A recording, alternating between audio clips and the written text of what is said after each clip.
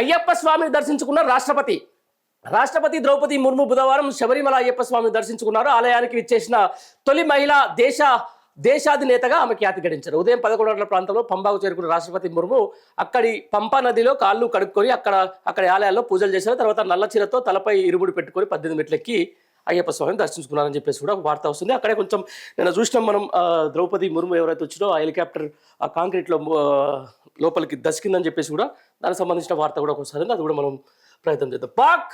భారత్-పాక్ సంబంధాలపై చర్చించాం, అంతర్జాతీయ వాణిజ్యం పైన మాట్లాడుకున్నాం. ప్రధానికి ఫోన్ చేసిన అనంతరం అమెరికా అధ్యక్షుడు ట్రంప్ వెల్లడి, పాక్ ప్రస్తావన రాలేదన్న భారత్. మోదీకి దీపావళి శుభాకాంక్షలు తెలిపిన డొనాల్డ్, కృతజ్ఞతలు తెలిపిన ప్రధాని. శ్వేత సౌధంలో పండుగ సంబరాలని చెప్పేసి కూడా ఒక వార్త అయితే వస్తుంది. గో సంరక్షకుడిపై తుపాకీతో కాల్పులు, పోచారం ఐటీ కారణాల్లో ఘటన, బాధితుడి కాలేయాన్ని తాకుతూ దూసుకెళ్లిన తూట, ఆందోళన వెల్లబుచ్చిన కేంద్ర మంత్రి కిషన్ రెడ్డి, భాజపా నేతలని చెప్పేసి కూడా ఒక వార్త అయితే వస్తాం. రైట్, తర్వాత సెల్యూట్ మేడం, రాష్ట్రంలో కీలక పోలీసు విభాగాలకు ఆమె బాస్. నాయకత్వ పటిమ చాటుతున్న మహిళా ఐపీఎస్లు చారు సిన్హా, శిఖా గోయల్, అభిలాష్ బిస్త్, స్వాతి లక్రా, సౌమ్య మిశ్రా, సుమతి రెడ్డి అని చెప్పేసి కూడా మొత్తానికి పోలీస్ డిపార్ట్మెంట్లో మహిళల సవాళ్ళతో ఉన్నటువంటి పోలీస్ డిపార్ట్మెంట్ కాబట్టి వాళ్ళ పాత్ర గురించి కూడా ఒక వార్త అయితే వస్తూ ఉంది. దానికి సంబంధించిన దాంట్లో ఇది తెలంగాణలో ప్రస్తుతం 128 మంది ఐపీఎస్లతో పాటు ఉద్యోగ విరమణ పొందిన ఓఎస్డీలో కొనసాగుతున్న 3 ఐపీఎస్లు విధులు నిర్వహిస్తున్నారు.